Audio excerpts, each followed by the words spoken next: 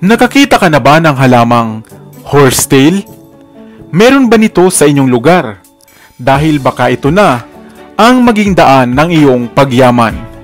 Hello, what's up? Your best here. Sa videong ito ay kilalanin natin ang dalawang halamang ito na pinaniniwalaang maaaring mayroong mga mineral deposits gaya ng ginto, pilak o tanso sa lugar kung saan ito tumutubo. Pero bago tayo magpatuloy, kung bago ka pa lamang sa ating channel, ay huwag mong kalimutan na pindutin ang subscribe button at ang notification bell upang lagi kang updated sa aking mga bagong uploads. Mahilig ka rin ba sa paghahalaman? O isa ka ngang certified na plantito o plantita? Batid mo ba na may mga halaman pala na kung saan man ito tumubo ay isang malinaw na indikasyon o palatandaan na mayroong mga natatagong yaman sa ilalim ng lupa nito? Kung sakali nga na mahilig kang mamasyal at maglakad-lakad sa mga tagong lugar o mga liblib na lugar na maaaring bukid o kagubatan man yan, ay nararapat na ikaw ay maging mapagmatyag. Dahil baka nadadaanan mo na ang mga halamang ito, ang halamang maaari mo ngang ikayaman. Ito ay ang halamang horsetail. Bago pa nga nauso ang gold detector, ay mayroon ng isang pamamaraan ang mga minero o ang mga individual na naghahanap ng mga ginto upang kanilang malaman kung mayroong natatagong yaman sa isang lugar.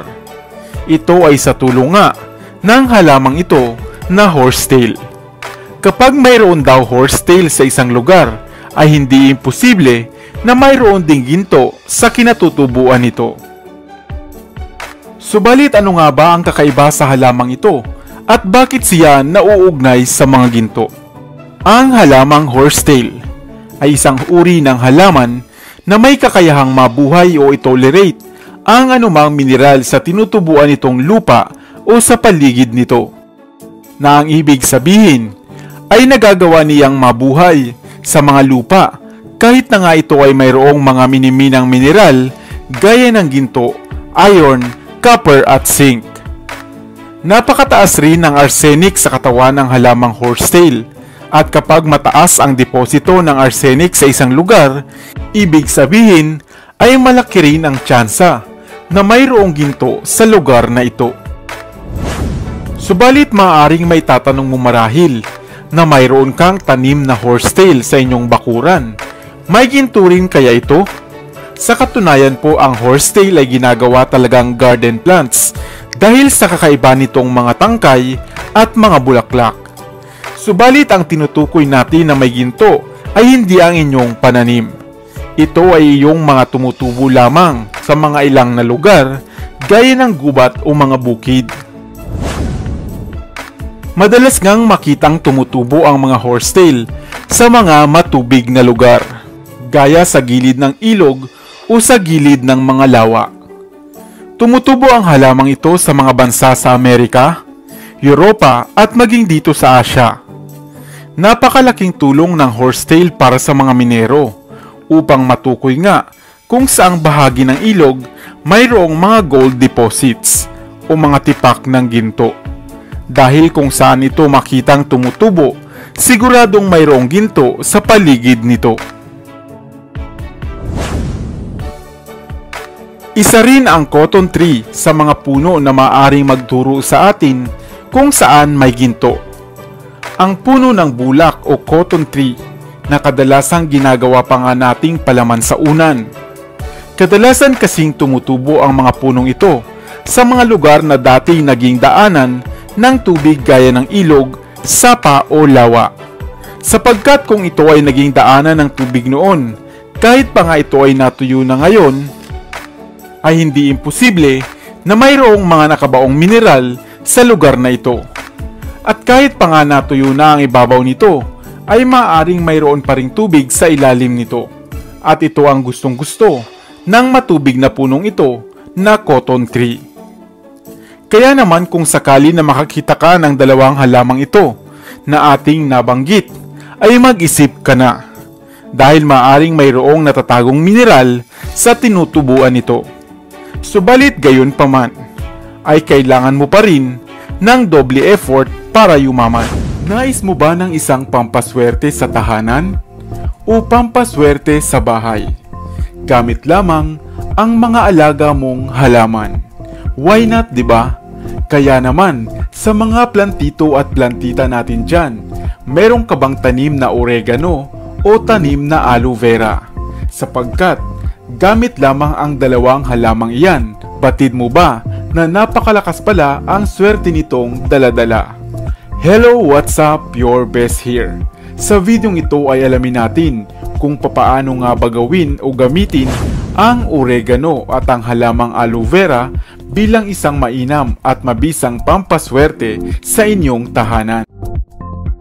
Ang mga halaman sa paligid ay natural na nagtataglay ng mga positibong enerhiya buhat sa kalikasan. Kung kaya naman ay malaking tulong ito upang madalas ay mawala ang ating mga stress sa buhay at mapalitan ito ng sigla tuwing makikita natin ang mga malulusog na halaman na ating inaalagaan. Ikaw ba ay parating kapos sa pera?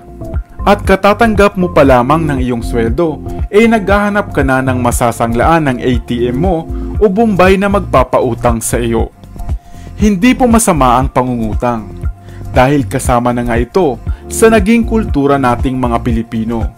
Subalit, hindi ba't mas mainam kung makakatulog tayo sa gabi nang walang isipin na utang at due dates na babayaran kinabukasan? Kung kaya naman, bakit hindi mo subukan ang pangpaswerteng ito buhat sa mga halaman? Baka naman kasi, puro negatibong pananaw na lamang at enerhiya ang bumabalot sa inyong bahay. Kung kaya naman, hindi ka na makapag-isip ng tama at puro na lamang utang ang nasa iyong isipan. Hindi mo kinakailangang mag-invest dito o maglaan ng puhunan. Ang kinakailangan mo lamang ay mag-alaga ng mga halaman. Halamang aloe vera at halamang oregano. Subalit kung meron ka ng dalawang ito, ay simulan na natin ang ritual. Sa tulong ng ritual na ituturo ko sa inyo, ay maaari mong maitaboy ang lahat ng kamalasan at puro mga good energy na lamang at swerte ang iyong iwe-welcome. Kasama na rito ang problemang financial. Papaano nga ba ito isasagawa?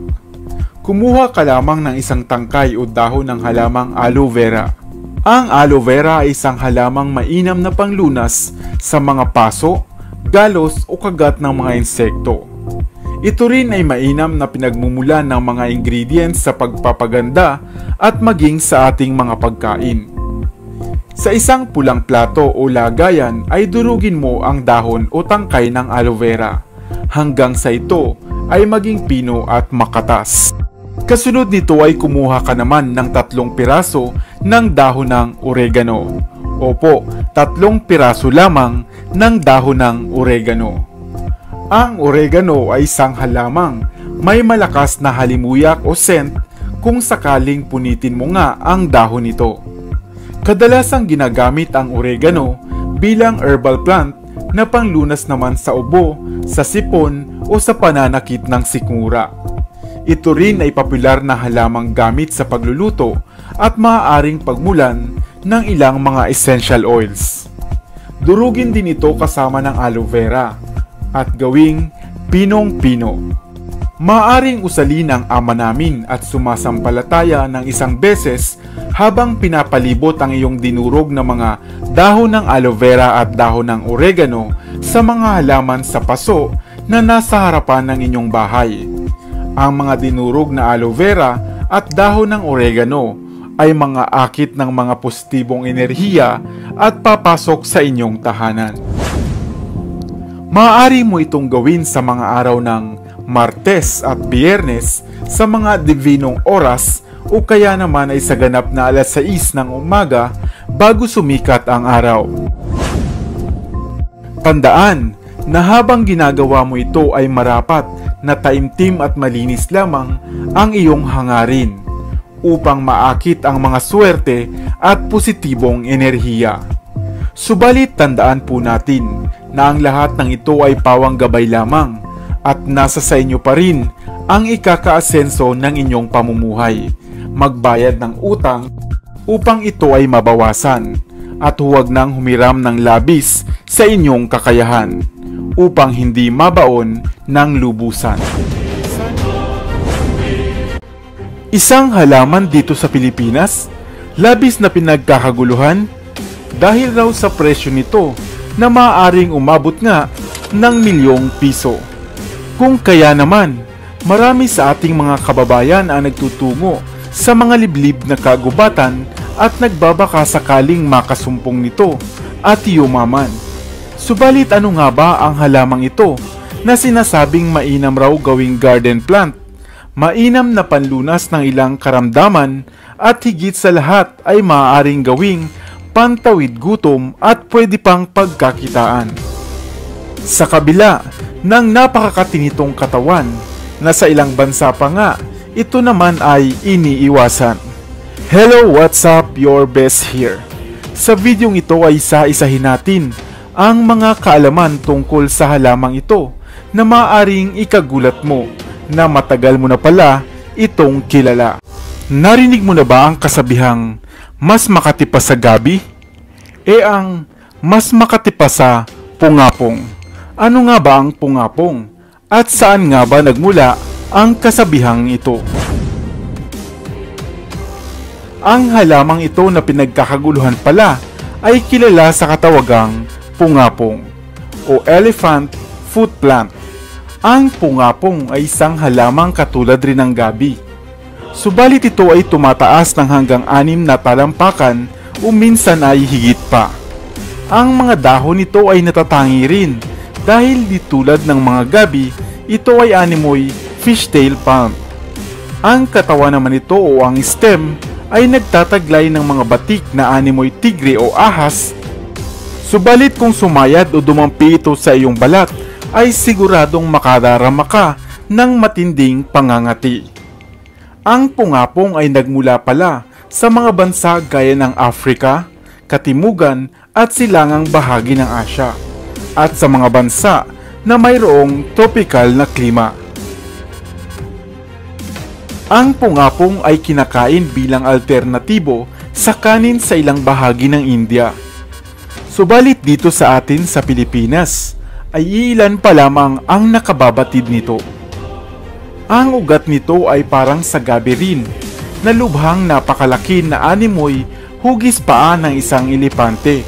Kung kaya nga, binansagan itong elephant foot plant. Maaari itong ilaga at lutuin bilang pagkain. Subalit sa kasalukuyan ay ginagawa pa lamang ito o ginagamit bilang pagkain sa baboy. Samantalang ang katawan naman nito na lubhang makati ay ginagawang gulay at maaari ngang iadobo, isigang o kaya naman ay gataan. Basta sabi nila, maayos lamang ang pag-alis mo ng balat nito upang makaiwas ka sa pangangati. At sa panahon ng mga tagsibol nga ay namumulaklak ang pungapong. Subalit hindi sa katawan nito, kundi ito ay sumisibol sa lupa. Maaring narinig mo na nga ito dahil ito lang naman ang nag-iisang bulaklak na nag-viral noon dahil napakabaho ng taglay nitong amoy. Ang bulaklak ring ito ang siyang pinakamalaking uri ng bulaklak sa mundo. Ganito ang bulaklak ng babaeng pungapong. At ito naman sa lalaking pungapong. Iniiwasan nga ito dahil sa taglay nitong masangsang na amoy. Sa sandali na malanta na ang bulaklak nito, pakalipas ng ilang mga buwan, ay susunod namang malalagas at malalanta ang dahon nito. At sa oras na mangyari iyon, maaari mo nang hukayin o i-harvest ang ugat nito o ang elephant foot yam. Para naman sa mga plantito at mga plantita natin dyan, maaari naman ang pungapong na gawing garden plant dahil sa kakaiba nitong mga dahon at kulay ng tangkay nito. Kung nais mong maparami ito, ay maaari mong itanim ang mga dahon nito at pakalipas nga ng ilang araw ay naguugat na ito. Ngunit bukod pa sa ating mga nabanggit na, ay isa rin palang halamang gamot ang halamang pungapong. Mainam itong panlunas sa mga kagat ng ahas, kagat at tusok ng ilang mga insekto. Sa inyong probinsya ba, meron na nito? O ano ang tawag nito sa inyong lugar? Kumakain din ba kayo ng halamang pungapong o ng ugat nito? I-share mo naman yan sa comment section sa ibaba. Sana ay may bago kang natutunan sa videong ito. Iwan ka naman ng comment sa comment section sa ibaba. I-like at i-share mo na rin para naman sa kaalaman ng iba.